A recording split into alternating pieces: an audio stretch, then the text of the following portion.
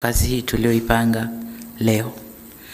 Lakini pili ni kuwashukuru waheshimiwa wajumbe wa tume tuliowateua kwa kukubali kubeba mzigo huu. Mpaka mmefika hapa kuja kusikiliza majukumu na kuzinduliwa, ina maana mmekubali kubeba mzigo huu. Tunawashukuru sana.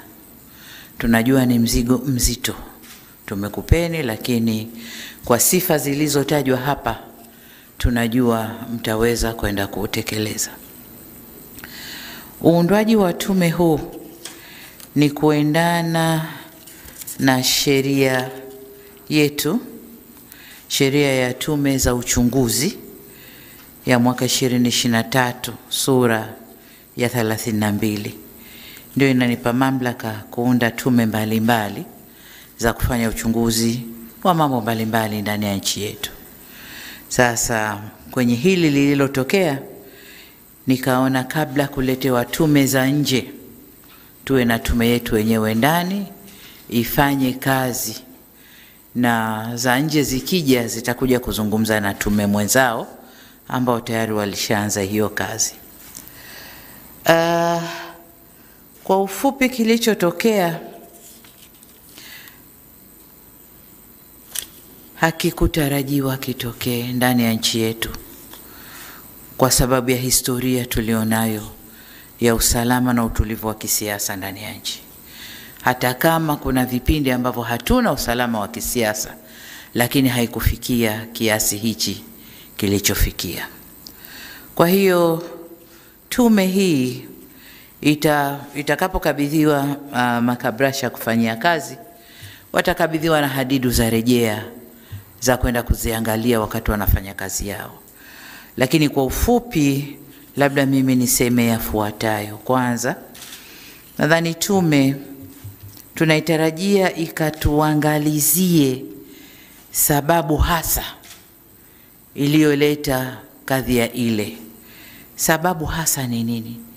Kiini cha tatizo ni nini? Lakini jambo lile lilipotokea, vijana waliingizwa barabarani kudai haki. Tunataka kujua haki gani ambao vijana hawa wameikosa, na kwa umoja wao waliingia barabarani kuidai haki hiyo. Purpose ya wale vijana kuingia ni haki gani, ili tuweze kuifanyia kazi na wapate haki yao. Lakini jengine, tunapofanya hii kazi, hebu tuende tukaangalie matamshi ya vyama vya upinzani. Wale waliokuwa wakisema lazima Kiwake hapakaliki, lazima aondoke, lazima kiwe hiki, uchaguzi hautafanyika. Kitu gani hasa kilichowaletea kufanya vile? Lakini katika kufanya hivyo tuangalie uhusiano wa hicho chama na tume yetu ya uchaguzi. Uhusiano wao ulikuwaje katika kipindi hicho mpaka ikawapelekea waseme maneno yale. Lakini jingine tuangalie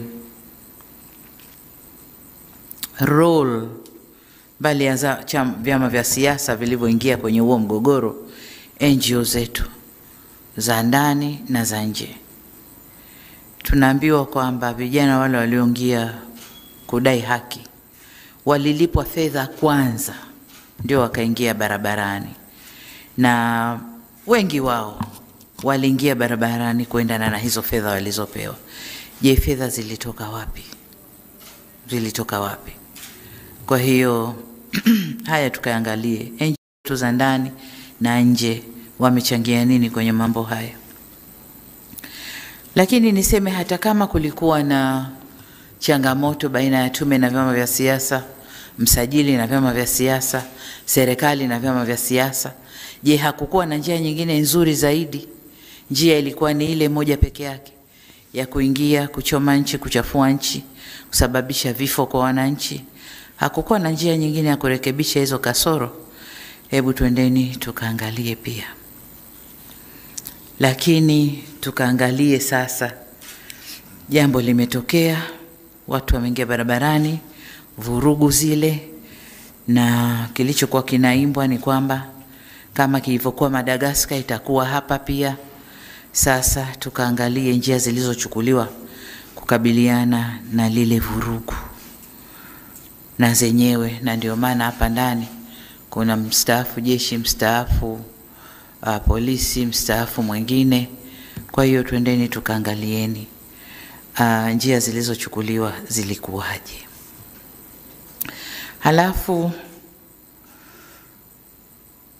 katika kuifanya kazi hii, pamoja na hadidu rejea nyingine ambazo mtapewa, mimi nimetoa tu vile vidokezo hapa, lakini katika kuifanya kazi hii tutapangiana muda, lakini kama alivyosema CS kwamba yuko tayari kuiwezesha tume kwa vitendea kazi, na muda mtakapokaa naye atawaeleza vyema.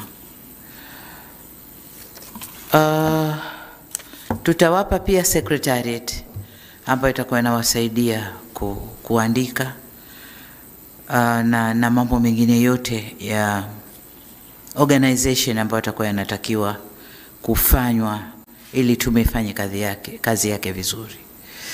Kama mnavyojua, wakati na fungua bunge niliahidi, wakati nazindua kampeni niliahidi kwamba ndani ya siku 100 nitaweka tume ya maridhiano, tuangalie sababu za changamoto za kisiasa ndani yetu, tupatane na tuende vizuri.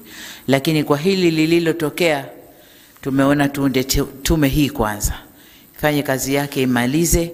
Mapendekezo yatakayotoka huku ndio tutakayokwenda kuyafanyia kazi kwenye tume ile ya maridhiano. Kwa hiyo mapendekezo yenu ndio yatafanya ajenda za kwenye tume ya maridhiano.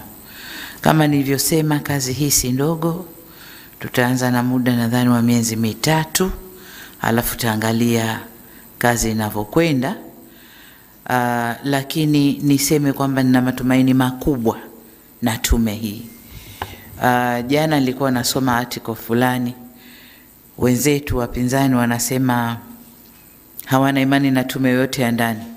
Wanataka tume itoke UN, tume itoke AU, tume itoke wapi kwa European Union, ndo zije zifanye kazi hapa kwetu Tanzania. Lakini mimi nina imani sana kwa ubobezi na experience yenu, na imani sana na tume hii, na ni matumaini yangu mapendekezo yatatutoa tusogee mbele. Sasa baada ya kusema hayo, niseme tu kwamba tume hii nimeizindua rasmi na nawatakia kazi njema. Asanteni sana.